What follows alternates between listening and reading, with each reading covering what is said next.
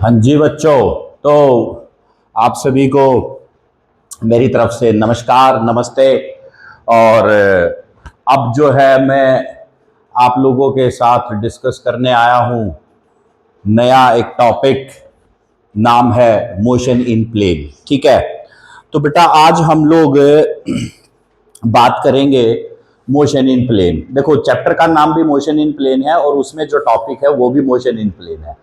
तो अब हम लोग इस टॉपिक में क्या पढ़ने वाले हैं, सबसे इंटरेस्टिंग बात तो यही है। देखो, इस टॉपिक में हम लोग पढ़ने वाले हैं कि जब कोई ऑब्जेक्ट 2D मोशन में हो तो 2D मोशन होता कौन सा है। मैंने आपको बताया था कि इंक्लाइन प्लेन पर अगर ऑब्जेक्ट जा रहा हो या सर्कुलर पाथ को ट्रेस कर रहा हो, या प्रैक्टिकली अगर देखें तो जैसे पहाड़ों में अगर कोई ऑब्जेक्ट, कोई गाड़ी अगर जा रही है तो उसको भी हम लोग जो है क्या बोलते हैं, मोशन इन प्लेन। ठीक है, तो अब हम लोग उसी को स्टडी करेंगे और हम लोग उसमें उसके डायरेक्शन के इफेक्ट किधर किधर आते हैं, और हम लोग उसमें उसके मैग्नीट्यूड के इफेक्ट, और उसमें हम लोग उसके वेलोसिटी की डायरेक्शन, पोजीशन की डायरेक्शन, डिस्प्लेसमेंट की डायरेक्शन, एक्सेलरेशन की डायरेक्शन, इन सभी क्वांटिटीज की डायरेक्शन को हम लोग देखेंगे। और फिर हम लोग उसका मैथमेटिकल जो तरीका है उसको हम लोग जो है इसमें स्टडी करने वाले हैं, उसको हम लोग इसमें जानने वाले हैं। तो ये हमारे लिए एक बहुत ही इंटरेस्टिंग टॉपिक है, बहुत जरूरी टॉपिक है। और यहाँ से बोर्ड में या क्लास 11th के CBSE के सिलेबस के अकॉर्डिंग यहाँ से डेरिवेशन और क्वेश्चन बहुत आते हैं। और फिर यहाँ से हमारा जो है एक बेस तैयार होता है कि जब ऑब्जेक्ट 2D मोशन में हो तो उसकी डायरेक्शन कहाँ पर होगी, वेलोसिटी की डायरेक्शन क्या होगी, डिस्प्लेसमेंट की डायरेक्शन क्या होगी, एक्सेलरेशन की डायरेक्शन क्या होगी। और इस टॉपिक को स्टडी करने के बाद ही आप लोग सर्कुलर मोशन को जान पाएंगे, और सर्कुलर मोशन को जानने के बाद आप लोग जो है उसको ठीक ढंग से आप एनालिसिस कर पाएंगे। तो अभी के लिए हमारे लिए ये टॉपिक बहुत इंपॉर्टेंट रोल प्ले करता है। ठीक है, तो तरीका वही है, जिस भी डिवाइस में आप इस वीडियो को देख रहे हैं उसका फुल स्क्रीन कीजिए, हेडफोन लगाइए, और फिर उसके बाद आप लोग क्या करेंगे, एक नोटबुक लीजिए अपनी, और साथ में एक पेन हो, और जैसे जैसे मैं लिखता जाऊंगा आपके साथ एक्सप्लेन करता जाऊंगा, तो वैसे वैसे ही आप लोग भी उसको नोट करते चले जाएंगे। जो भी कंटेंट होगा, जहां आपको आवश्यकता लगे वहां आप वीडियो को पॉज करके देख सकते हैं। जो भी बोर्ड पे लिखा होगा आप उसको वहां से ही पूरे को नोट करेंगे, और इस तरीके से आपके कंप्लीट नोट्स भी तैयार हो जाएंगे और आपका पूरा कंटेंट भी तैयार हो जाएगा। ठीक है, तो बात करते हैं आप लोग हम अपने अगले टॉपिक पर, और नाम है मोशन इन प्लेन। ठीक है, तो अब हम इसका जो है सबसे पहले जो है ग्राफिकल या फिर डायग्रामेटिक एनालिसिस करते हैं। हम लोग इसमें ग्राफिकल एनालिसिस इसका हम लोग अपने साथ में रखते हैं। ठीक है, तो उसको हम लोग देखेंगे। तो बेटा सबसे पहले अब हमारे सामने आता है पोजीशन वेक्टर। ठीक है, तो अब हम लोग सबसे पहले बात करेंगे पोजीशन वेक्टर की। ठीक है, तो मान लीजिए XY प्लेन में हमारे पास यहां पर कोई एक ऑब्जेक्ट है P पॉइंट पर, यह है ओरिजिन। जब हम लोग OP को एक स्ट्रेट लाइन से ऐसे ज्वाइन कर देते हैं तो हमारे को क्या मिल जाता है, पोजीशन वेक्टर मिल जाता है P पॉइंट का। इस पोजीशन वेक्टर को हमने नाम दे दिया वेक्टर R। ठीक है, अब हम लोग इसके जो है कंपोनेंट देखना चाहते हैं कि किस तरीके से इसके कंपोनेंट आएंगे। ठीक है, तो हमारा फर्स्ट जो है दैट इज पोजीशन वेक्टर, और यहां पर हम लोग एक्स एक्सिस पर एक परपेंडिकुलर ड्रॉ करेंगे, सेम हम लोग वाई पर ड्रॉ करेंगे, और इस पॉइंट को हम एम नाम दे देते हैं और इसको हम लोग एन नाम दे। तो ओ एम क्या हो गया, ओ एम को हमने रख दिया x i cap, O N Y j cap. तो हमें पता है कि जितना ओ एन होगा उतना ही पी एम भी होगा, ये वैल्यू तो सेम आएगी, तो इसको भी हम लोग जो है वाई जे कैप लिख सकते हैं। ठीक है, तो इस तरीके से अब हम लोग यहां पर ट्राइंगल लॉ लगाएंगे, तो यूजिंग ट्राइंगल लॉ। ठीक है, तो ट्राइंगल लॉ को जब हम लोग यूज कर रहे हैं तो ये हो जाएगा vector R is equal to x i cap plus y j cap. ठीक है, तो ये हमारे पास बन गया इसका पोजीशन वेक्टर, बहुत ही इजी वे में। ठीक है, तो पोजीशन वेक्टर को हम किस वे से डिफाइन कर पाए, एक्स के और वाई के कंपोनेंट की टर्म्स में, इन दोनों में हम लोग जो है इसको डिफाइन कर पाए, इसको हम लोग बता पाए कि किस तरीके से जो है हमारा पोजीशन वेक्टर यहां पर बना है। ठीक है, अब इसके बाद हम लोग नेक्स्ट में अब देखेंगे कि डिस्प्लेसमेंट वेक्टर क्या होगा। तो हमारा जो सेकंड पार्ट है दैट इज डिस्प्लेसमेंट वेक्टर। ठीक है, या फिर displacement of object in 2D। ठीक है, तो 2D पर हम लोग जो है अब डिस्प्लेसमेंट को ही ध्यान में रखते हैं। तो देखो, मान लीजिए अब फिर से ये एक XY प्लेन है बहुत अच्छे तरीके से, और कोई ऑब्जेक्ट जो है इसमें इस तरीके से इस कर्व पाथ को ट्रेस कर रहा है, क्योंकि मेनली 2D जो मोशन होता है वो कर्व पाथ ही होता है। जो हमारा कर्व को हमारी जो ऑब्जेक्ट जो ट्रेस करती है वो हमारा 2 डायमेंशनल मोशन ही होता है, या हम उसको मोशन इन प्लेन का नाम देते हैं। तो इस तरीके से कोई ऑब्जेक्ट है जो कर्व पाथ को ट्रेस कर रहा है, यहां पर ओरिजिन ओ है। अब हमने इसके ऊपर 2 पॉइंट लिए, एक इनिशियल पॉइंट P और एक फाइनल पॉइंट P डैश। अब इन दोनों पॉइंट्स के हम पोजीशन वेक्टर बनाएंगे, एक बन जाएगा OP डैश OP और एक बन जाएगा OP डैश। ठीक है, इसका नाम हम लोग जो है वेक्टर R रख लेते हैं, इसका हम लोग वेक्टर R डैश रख लेते हैं। ठीक है, तो डिस्प्लेसमेंट निकालने के लिए हमारे को क्या चाहिए, P और P डैश एक स्ट्रेट लाइन से ज्वाइन हो जाएंगे, ऐसे ये ज्वाइन हो गए। सो this is our displacement vector और इसका नाम हमने रख लिया डेल्टा R। ठीक है, तो अब यहां पर हम लोग अगर इसको एनालिसिस करेंगे तो भाई displacement is equal to final position minus initial position. Okay, तो ये हमारे पास डिस्प्लेसमेंट होता है। अब देखो फाइनल पोजीशन हमारी क्या है, तो फाइनल पोजीशन है हमारी OP डैश वेक्टर और इनिशियल पोजीशन थी हमारी OP वेक्टर, और डिस्प्लेसमेंट हो गया हमारा PP डैश वेक्टर। ठीक है, तो इस तरीके से ये हो गया हमारे पास डिस्प्लेसमेंट का। अब यहां से हम लोग PP डैश का हमने क्या नाम रखा हुआ है, डेल्टा R, OP डैश का R डैश वेक्टर और OP को वेक्टर R। ठीक है, ये हमने इसको जो है इस तरीके से स्टडी कर लिया, delta R is equal to R dash minus R हो गया। ठीक है, अब यहां से अगर हम लोग इसको डिस्प्लेसमेंट वेक्टर को पोजीशन वेक्टर की टर्म्स में फर्स्ट वाले डायग्राम पर नजर लगाओ तो वहां पर वेक्टर R क्या बना था, x i cap plus y j cap, यानी कि अब मुझे इसके एक्स और वाई कंपोनेंट हमें लिखने पड़ेंगे। ठीक है, तो जब हम लोग इसके एक्स और वाई, तो आर डैश के कंपोनेंट क्या हो जाएंगे, x dash i cap plus y dash j cap, minus r के कंपोनेंट क्या हो जाएंगे, x i plus y j cap. Okay, अब यहां से अगर हम इन दोनों का डिफरेंस लेंगे तो x dash minus x i cap plus y dash minus y j cap. तो ये हो गया हमारे पास एक्स एक्सिस पर चेंज इन पोजीशन, ये हो गया वाई एक्सिस का चेंज इन पोजीशन। तो इसको हमने लिख दिया डेल्टा एक्स आई कैप और ये हो गया डेल्टा वाई जे कैप, और वैल्यू आ गई delta r. So this is our displacement vector. So this is our displacement vector in 2D। अब देखो डिस्प्लेसमेंट वेक्टर जो है वो हमारा किसकी टर्म्स में आया, change in position on x axis, x axis पे जो पोजीशन का चेंज हुआ है वो, प्लस वाई एक्सिस पे जो पोजीशन का चेंज हुआ है। अगर आप इस इक्वेशन को देखो और अगर आप इस इक्वेशन को देखो तो क्या है कि अगर पोजीशन है तो वो एक्स और वाई की टर्म्स में एक्सप्लेन है, और अगर आप डिस्प्लेसमेंट को देखो तो वो चेंज इन पोजीशन है।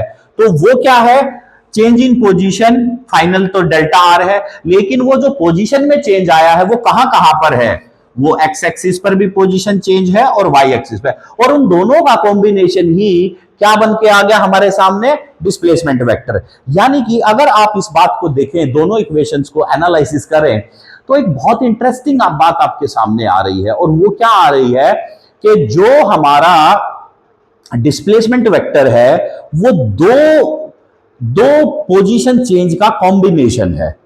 तो अब ये जो डिस्प्लेसमेंट है ये किस में हो रही है, 2D मोशन में हो रही है। तो इसका मतलब 2D मोशन का मतलब क्या हो गया, 2 डायमेंशन में मोशन है। तो 2 डायमेंशन का मतलब क्या है कि अगर ऑब्जेक्ट डिस्प्लेस हुआ तो उसकी जो डिस्प्लेसमेंट है वो भी दोनों डायमेंशंस में आएगी। अब दोनों डायमेंशन क्या है, एक एक्स एक्सिस है और एक वाई एक्सिस है। तो एक्स एक्सिस पर भी उसका चेंज इन पोजीशन आना चाहिए, वाई एक्सिस पर भी चेंज इन पोजीशन आना चाहिए, और ये हमारा बन गया डेल्टा एक्स और डेल्टा वाई। क्लियर है, बहुत अच्छे तरीके से हमने इसको यहां पर एनालिसिस कर लिया। अगर मैं इसको ग्राफ के ऊपर यहां पर ड्रॉ करूं तो ये जो एक्सिस है, ये वाले जो दो हमारे पॉइंट बन गए, ये हमारे बन गए डेल्टा एक्स आई कैप, ठीक है। और अगर मैं इसको यहां बनाऊं और इसको मैं यहां बनाऊं, ये जो हमारा पोजीशन चेंज आ गया, so this point, so this is our delta y. तो ये हमारा बन गया delta y, okay. So that is our delta y, यहां से यहां तक का। यानी कि वाई पर वो कम पोजीशन में चेंज आया है, एक्स पर ज्यादा आया है, लेकिन आया है चेंज, इसीलिए वो 2D मोशन में है, ठीक है। तो आप ये मान के चलना कि मोशन इन 2D क्या होता है, कॉम्बिनेशन ऑफ 2 इंडिपेंडेंट मोशंस। दोनों एक्सिस के ऊपर हमारा जो मोशन है उसका हमारा जो कॉम्बिनेशन होगा उसी को हम लोग क्या बोलते हैं, मोशन इन 2D बोलते हैं, ठीक है। ये हमारी इक्वेशन बहुत इंपॉर्टेंट है, क्योंकि इसी इक्वेशन से अब हम लोग वेलोसिटी डेवलप करेंगे और वेलोसिटी से फिर हम लोग एक्सेलरेशन को डेवलप करेंगे, ठीक है। तो अब हम लोग अपने थर्ड पॉइंट की तरफ बढ़ते हैं और वहां पर हम लोग एनालिसिस करेंगे डिस्प्लेसमेंट वेक्टर को यूज करते हुए, ठीक है। तो अभी मैं इस इक्वेशन को एज इट इज ही आपके सामने रख देता हूं, इसमें मैं कोई चेंज नहीं करने वाला, ठीक है। तो ये इक्वेशन को जब हम लोग चेंज नहीं कर रहे हैं तो यहां से हमारे को पता लगेगा वेलोसिटी वेक्टर क्या है। अब देखो, वेलोसिटी आपको पता है कि वेलोसिटी होता है स्पीड प्लस डायरेक्शन। तो अगर हम 2D में वेलोसिटी की बात कर रहे हैं तो इसका मतलब हम लोग उसकी डायरेक्शन को भी कंसीडर करेंगे और हम लोग उसकी मैग्नीट्यूड को भी कंसीडर करेंगे। तो दोनों ही वैल्यू हम लोगों को कैलकुलेट करनी पड़ेगी। अब सवाल ये उठता है कि जिसको आप लोग मैग्नीट्यूड की टर्म्स में कैलकुलेट करेंगे तो वो तो आएगा मैथमेटिकल नंबर, और जिसको आप डायरेक्शन करेंगे तो वो हमारे पास कर्व के ऊपर वेक्टर जो होता है वो क्या होता है, एरो की फॉर्म में होता है। तो इसका मतलब वेलोसिटी वेक्टर की डायरेक्शन 2D में एक एरो से आएगी। तो हमारे लिए अब ये जरूरी हो जाता है कि वो एरो कहां बनेगा, ठीक है। तो उस एरो की डायरेक्शन हमारे लिए बहुत रोल प्ले करने वाली है, ध्यान में रखना इस बात को। चलो, अब है हमारे पास थर्ड है velocity of object in 2D। So 2D में वेलोसिटी क्या होगा, ठीक है। तो सबसे पहले हम लोग निकालते हैं एवरेज वेलोसिटी, एवरेज वेलोसिटी, ठीक है। तो एवरेज वेलोसिटी क्या होगा, देखो बेटा, एवरेज वेलोसिटी होता है हमारे पास, वेलोसिटी होता है delta r by delta T, ठीक है, ओके। अब इसको अगर हम कर रहे हैं तो यहां से इस पे भी पोजीशन डाल दो, so delta x i cap delta y j cap divided by delta T.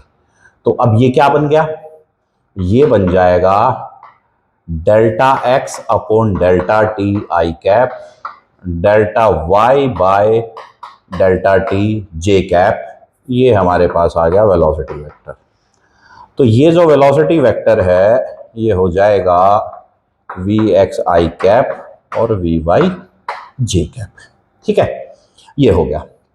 So that is, अब मैं इसके ऊपर इस प्रकार से एरो डाल देता हूं और जब हमने इसके ऊपर इस तरीके से बार डाल दिया, सॉरी एरो नहीं, बार हम लोग इस पे रखेंगे, तो यहां पर भी, अच्छा ये भी बार ही होगा, ये भी बार होगा और ये भी बार होगा, क्योंकि हम लोग जो है एवरेज को कैलकुलेट कर रहे हैं। सो एवरेज का हमारे पास ये फॉर्मूला हो जाएगा, v bar is equal to v x i plus v y j cap. Clear है, कोई दिक्कत नहीं है। लेकिन अब एवरेज वेलोसिटी हमारे लिए 2D में बहुत ज्यादा ऐसी इंफॉर्मेशन हमारे को नहीं देता है। 2D मोशन में हमारे लिए एवरेज से हमारे को बहुत ज्यादा इंफॉर्मेशन नहीं मिलती। तो हमारे लिए इंपॉर्टेंट क्या हो जाता है, हमारे लिए इंपॉर्टेंट हो जाता है क्या, इंस्टेंटेनियस वेलोसिटी। ठीक है, तो अब हम लोग बात करेंगे इंस्टेंटेनियस वेलोसिटी। इंस्टेंटेनियस वेलोसिटी, ठीक है, तो इंस्टेंटेनियस वेलोसिटी होगा। अब इंस्टेंटेनियस वेलोसिटी क्या होता है, velocity of object at A given point. किसी एक गिवन पॉइंट पर जो वेलोसिटी होती है उसी को हम लोग जो है इंस्टेंटेनियस वेलोसिटी कहते हैं, या velocity of object at A given particular time, यानी कि किसी भी एक टाइम पर, सेकंड में। यानी कि आप मान के चलिए कि अगर आपसे कोई ऑब्जेक्ट है, मोशन में है, और आपसे पूछ लिया कि यार अब आप बताओ 4th सेकंड में या 4 सेकंड के बाद उसकी वेलोसिटी क्या होगी, या 6 सेकंड पर उसकी वेलोसिटी क्या होगी, या 12 सेकंड पर वेलोसिटी क्या होगी। तो ये जो हमारे को किसी एक पर्टिकुलर सेकंड पर जो हमें उसकी वेलोसिटी चाहिए वो इंस्टेंटेनियस वेलोसिटी होती है। ठीक है, तो अब यहां से अगर हम देखेंगे तो तरीका वही है, लिमिट लगा देंगे, limit delta t tends to 0 and delta r by delta t which gives you v x i cap and v y j cap. So this is your instantaneous velocity. ठीक है, तो ये आपके क्या बन जाएगी, instantaneous velocity, velocity of the moving object at a particular time.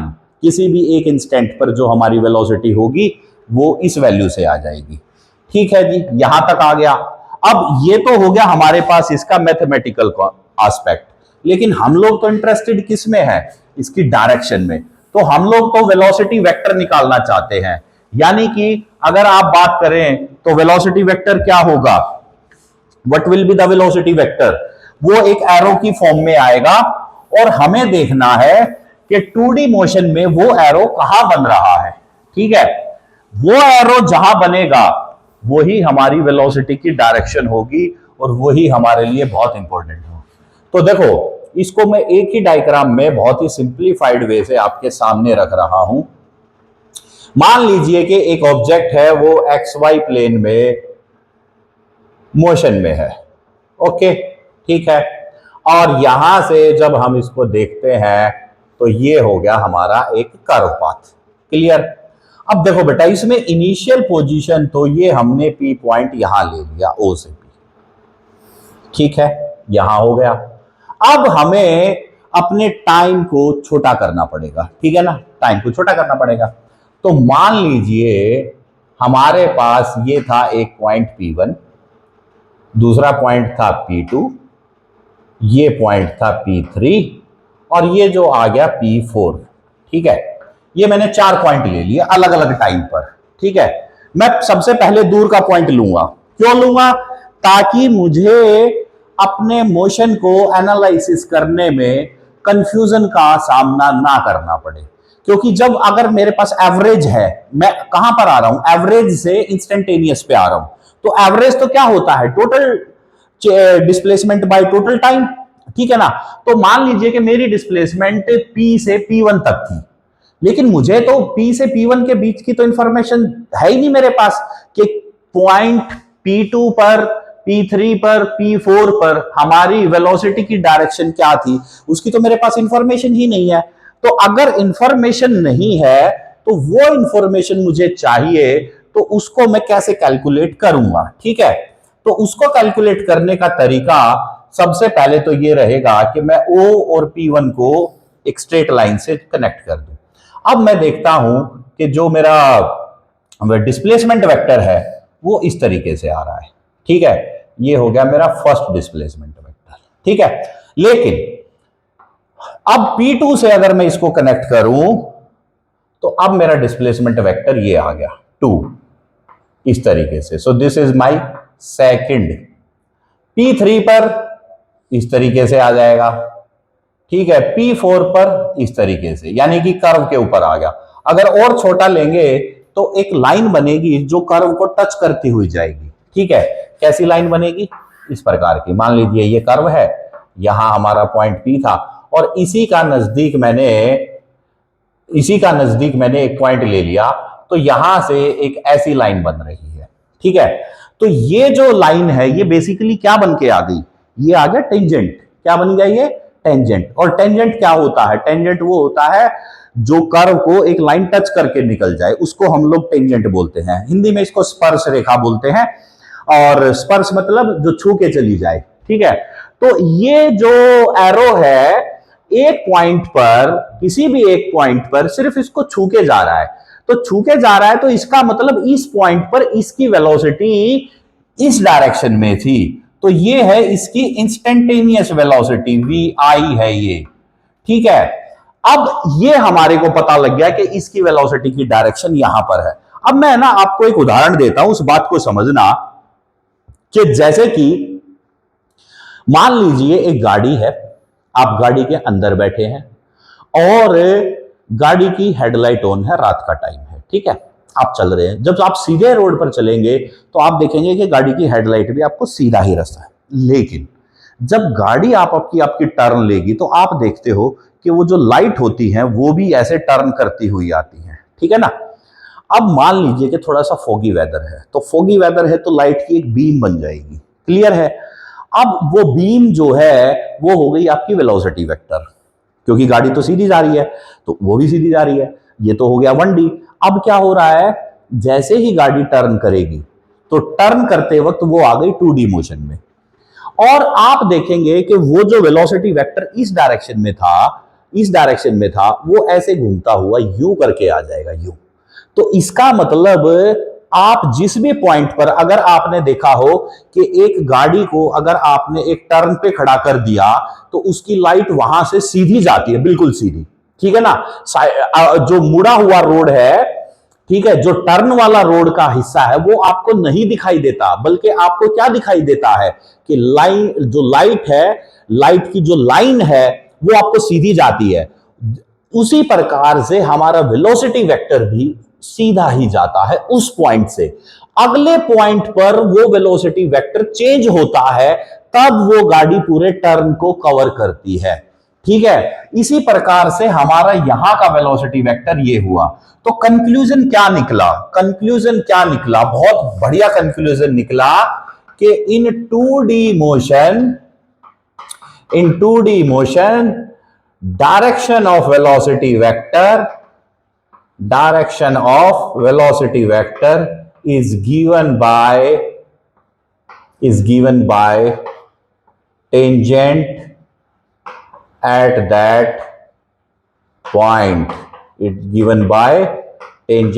that point. तो 2D motion में जो वेलोसिटी वेक्टर की डायरेक्शन है, उस पॉइंट पर हमारे को जो टेंजेंट बनता है, जो टचिंग लाइन बनती है, जो स्पर्श रेखा बनती है, उसी से हमारे को एनालिसिस होता है कि वेलोसिटी वेक्टर क्या है। अगले पॉइंट पर ये टचिंग लाइन की डायरेक्शन चेंज हो जाएगी। कैसे? अगर मान लीजिए यहां से है तो अब ये लाइन इधर आ जाएगी, यहां से है तो अब ये लाइन इधर आ जाएगी, अब यहां से है तो ये लाइन इधर आ जाएगी। तो अगर मैं इस पूरे कर्व को देखना चाहूं ऐसे करके, तो यहां पर ऐसे टेंजेंट बन रहा है, यहां पर ऐसे बन रहा है, यहां ऐसे बन रहा है, यहां ऐसे, और ये ऐसे। तो हर पॉइंट पर पॉइंट ये था, ये और ये मेरे हर एक पॉइंट पर वेलोसिटी वेक्टर की डायरेक्शन चेंज हो रही है। तो इसी वजह से मेरे को हमारे जो मोशन इन 2D है उसकी एक डिटेल एक्सप्लेनेशन मिल गई, और ये डिटेल एक्सप्लेनेशन हमारे लिए बहुत हेल्पफुल है, बहुत इंफॉर्मेटिव है, और इसकी रिक्वायरमेंट हमारे लिए बहुत ज्यादा जरूरी है, ठीक है। तो कॉन्सेप्ट क्या याद रखना है कि 2D में या सर्कुलर पाथ पर या कर्व पाथ पर अगर कोई ऑब्जेक्ट मोशन में है तो उसकी किसी भी पॉइंट पर उसके मोशन की डायरेक्शन, उसकी वेलोसिटी की डायरेक्शन टेंजेंट से मिलेगी। ये बात याद रखना, बहुत इंपॉर्टेंट है, बहुत इंटरेस्टिंग भी है ये फैक्ट, ठीक है ना। तो इस तरीके से जो है हम लोग इसको समझ पाए। ये हमारे लिए हो गया है वेलोसिटी वेक्टर का। तो ठीक है, आप लोग एक बार बेटा इसका स्क्रीनशॉट ले लीजिए या आप लोग जो है इसको देख लीजिए, आपको सारी बातें क्लियर हो जाएंगी। सारी इंफॉर्मेशन यहां पर वेलोसिटी की लिखी हुई है, ठीक है। तो चलो, अब इसके बाद नेक्स्ट हमारा होता है acceleration of object in 2D। अब हम लोग 2D में एक्सेलरेशन की डायरेक्शन को कैलकुलेट करने की कोशिश करेंगे, या हम लोग ये देखना चाहेंगे कि एक्सेलरेशन वेक्टर किस तरीके से चेंज होता है। अब देखो, वेलोसिटी वेक्टर तो हमारे को क्लियर पता लग गया कि भाई वेलोसिटी वेक्टर तो कैसे चलता है, टेंजेंट की फॉर्म में।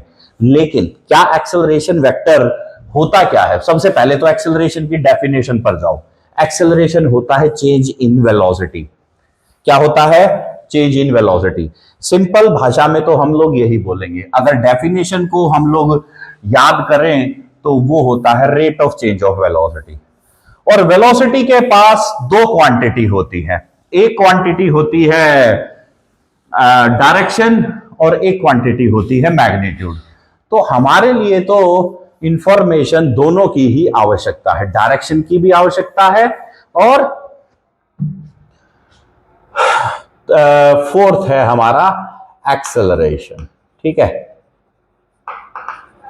तो acceleration of object in 2D। देखो, सबसे पहली बात तो एक्सेलरेशन को समझते हैं। एक्सेलरेशन क्या होता है? एक्सेलरेशन होता है rate of change of velocity. Clear है? तो rate of change of velocity का मतलब क्या होता है? इसका मतलब होता है कि वेलोसिटी मैग्नीट्यूड में भी चेंज होगी तो भी एक्सेलरेशन कहलाएगा, और अगर स्पीड कांस्टेंट है यानी कि मैग्नीट्यूड कांस्टेंट है और गाड़ी की डायरेक्शन बदल रही है तो भी वो एक्सेलरेशन में कहलाएगी।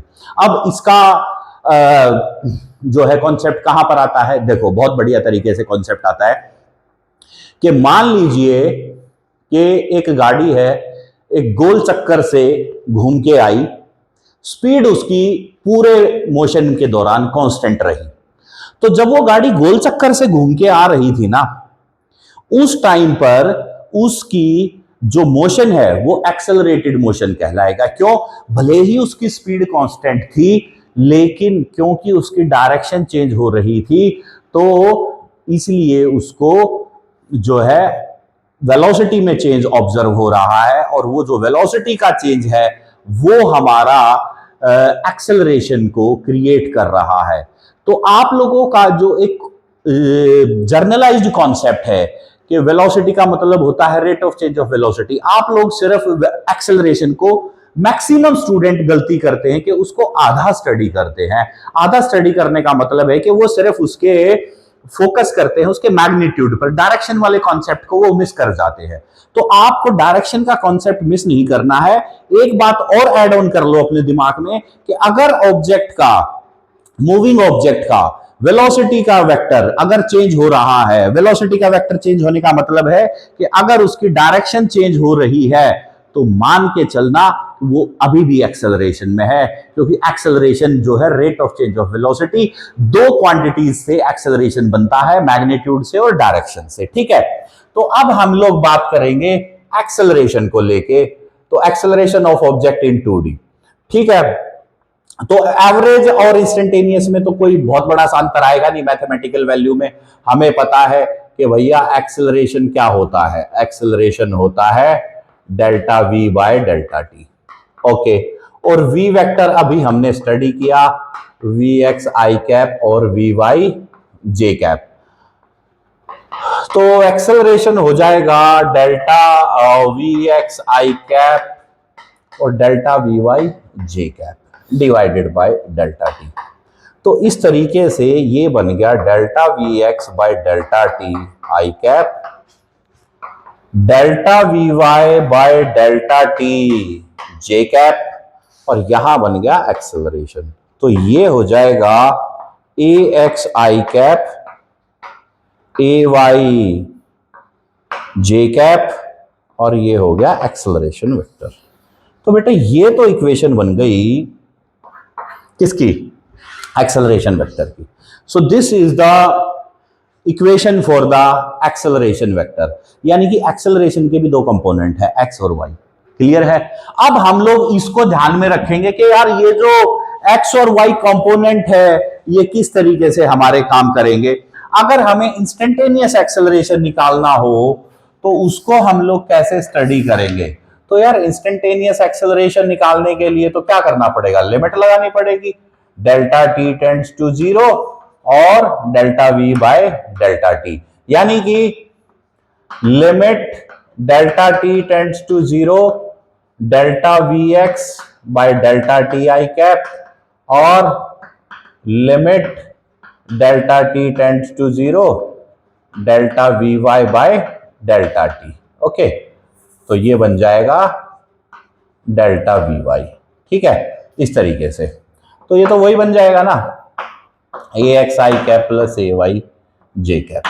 ओके, कोई बहुत बड़ा सा, अगर हमें इसका मैग्नीट्यूड में निकालना पड़े तो ए x square plus a Y square करके हम लोग इसको सॉल्व कर लेते हैं, मैग्नीट्यूड आ जाता है, कोई बहुत बड़ी बात नहीं है।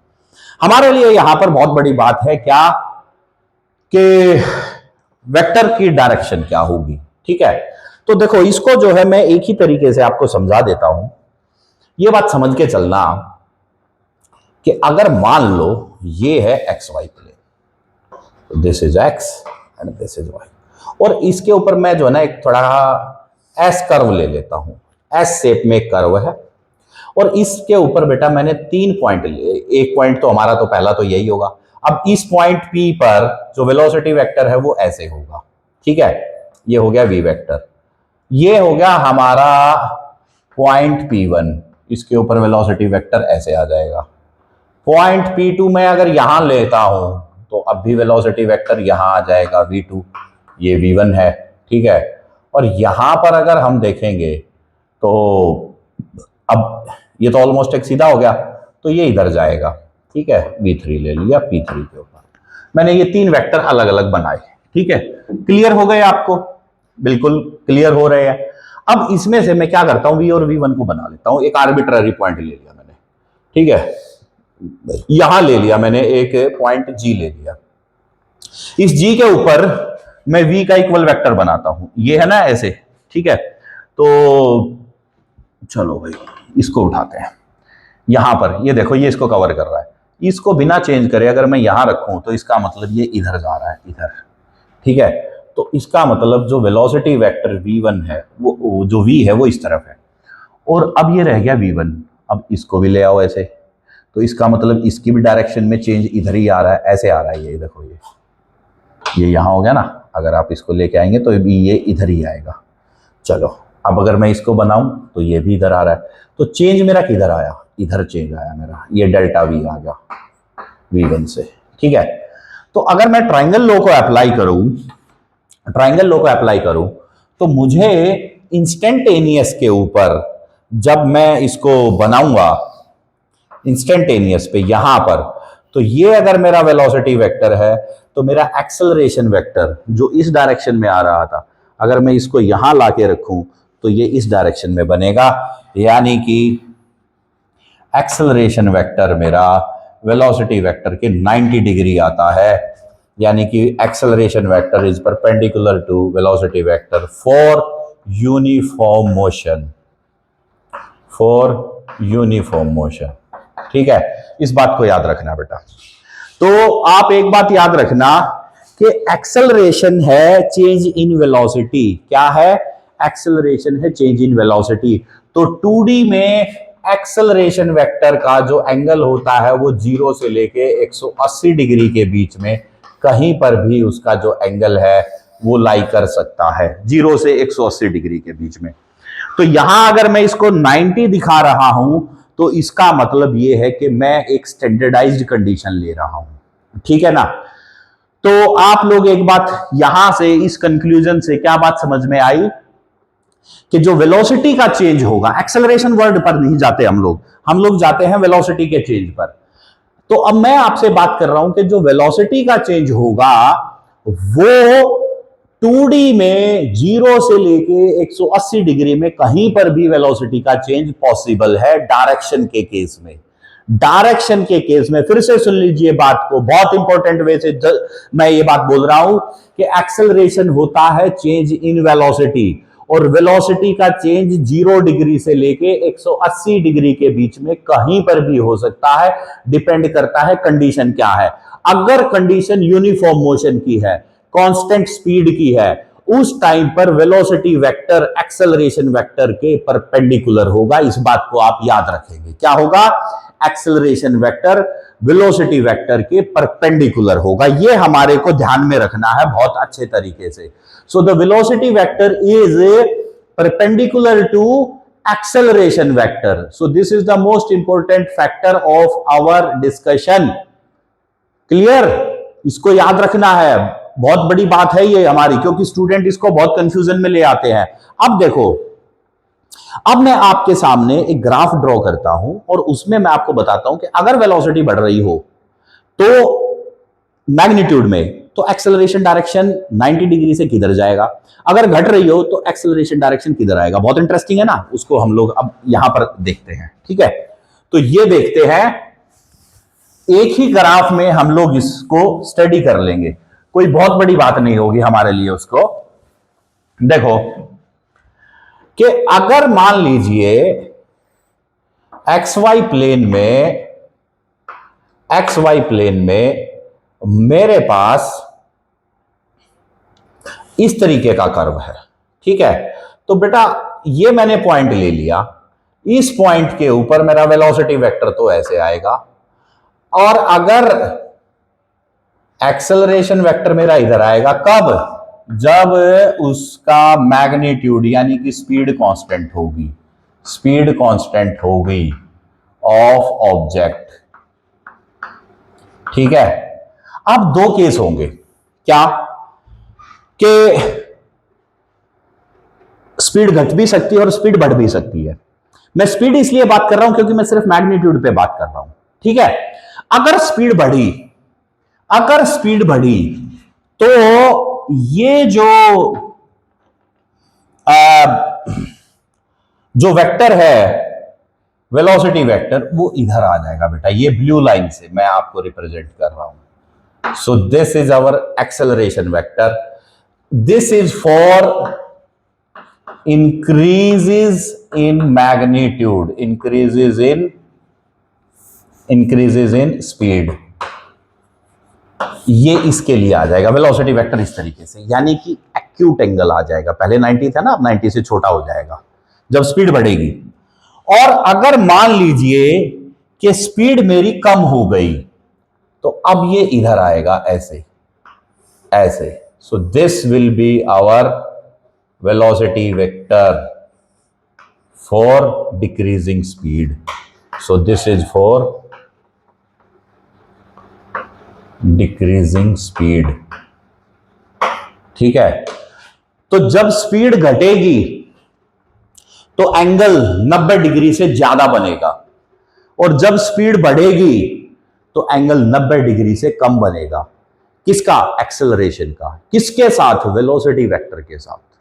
ध्यान रखनी है ये बात, बहुत इंपॉर्टेंट बात बता रहा हूं मैं आपको, क्योंकि यही कॉन्सेप्ट आपका यूनिफॉर्म सर्कुलर मोशन और नॉन यूनिफॉर्म सर्कुलर मोशन दोनों में आएगा। अगर यूनिफॉर्म सर्कुलर मोशन है तो वेलोसिटी वेक्टर और एक्सेलरेशन वेक्टर के बीच में हमारा जो एंगल है वो 90 डिग्री होगा। और अगर स्पीड बढ़ रही है तो एक्सेलरेशन वेक्टर 90 डिग्री से छोटा हो जाएगा, और अगर स्पीड घट रही है तो एंगल 90 डिग्री से बड़ा हो जाएगा। ये बहुत इंपॉर्टेंट मैंने आपके साथ बात डिस्कस करी है। ग्राफ ये भी है, ग्राफ वो भी है। इसको मैंने सी कर्व से बनाया है और उसको मैंने किससे बनाया है? एस कर्व से बनाया था। तो दोनों की दोनों बातें हमारे को क्लियर हो गई हैं, और हमारे कंक्लूजन क्या निकले हैं कि पोजीशन वेक्टर जो है वो क्या बताएगा? एक्स और वाई एक्सिस के कॉम्बिनेशन से बनेगा। डिस्प्लेसमेंट वेक्टर एक्स एक्सिस पे जो चेंज हुआ, वाई एक्सिस पे जो चेंज हुआ, उनके कॉम्बिनेशन से बनेगा। वेलोसिटी वेक्टर एक्स एक्सिस पे जो वेलोसिटी है, वाई एक्सिस पे जो वेलोसिटी है, उसके कॉम्बिनेशन से बनेगा और डायरेक्शन आएगी टेंजेंट से एक पॉइंट पर। एक्सेलरेशन वेक्टर जो है वो चेंज इन वेलोसिटी से बनेगा, यानी कि delta v x by delta t, that gives you a x i cap plus a y j cap, यानी कि एक्सेलरेशन के भी कंपोनेंट बनेंगे एक्स एक्सिस पे, वाई एक्सिस पे। तो एक्सेलरेशन भी एक्स एक्सिस पर जो एक्सेलरेशन है, वाई एक्सिस पर जो एक्सेलरेशन है, उन दोनों के कॉम्बिनेशन से बनेगा। और जब डायरेक्शन निकालनी होगी, तो जब ऑब्जेक्ट कांस्टेंट स्पीड से चल रहा होगा, तो एक्सेलरेशन वेक्टर वेलोसिटी वेक्टर के 90 डिग्री पर होगा। जब स्पीड बढ़ रही होगी कर्व के ऊपर, यानी कि 2D पाथ पर, जब गाड़ी की स्पीड आप बढ़ाओगे, उसका मैग्नीट्यूड बढ़ाओगे, तो जो हमारा वेलोसिटी वेक्टर है उसका और एक्सेलरेशन वेक्टर का जो एंगल है वो कम हो जाएगा, 90 डिग्री से कम हो जाएगा। और जब हमारी स्पीड कम होगी, जब हमारी स्पीड कम होगी, उस केस में हमारा जो एक्सेलरेशन वेक्टर है, ये वाला जो एक्सेलरेशन वेक्टर है, ये 90 डिग्री से बड़ा एंगल बनाएगा।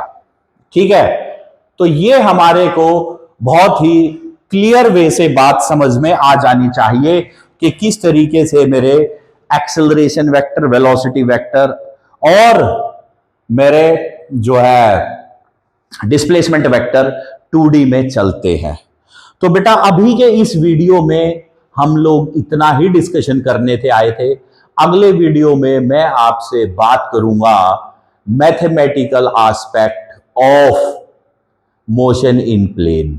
उसमें हम लोग motion with constant velocity, motion with constant acceleration, और कांस्टेंट एक्सेलरेशन को हम दो तरीके से डिफाइन करेंगे अगले वीडियो में। एक in the terms of velocity and in velocity vector, दूसरा in terms of position and in position component vector, x और y की टर्म्स में। ठीक है, r की टर्म्स में और x y के टर्म्स में। और वेलोसिटी को किसके टर्म्स में करेंगे? vx और vy की टर्म्स में। ये हमारा अगले वीडियो का टॉपिक रहेगा। बहुत इंपॉर्टेंट है, बहुत ही ज्यादा इंपॉर्टेंट है अगला टॉपिक भी। इसको भी उम्मीद करता हूं आपने बड़े ध्यान से समझा होगा। अगर आपने मेरा वीडियो ध्यान से देख लिया तो मैं श्योरिटी के साथ कह सकता हूं कि आपको कोई कंफ्यूजन नहीं रह सकता। तो इसी के साथ मैं अभी अपनी बात खत्म करता हूं। अभी के लिए इतना ही। नेक्स्ट वीडियो तक एंजॉय, गुड बाय, बाय।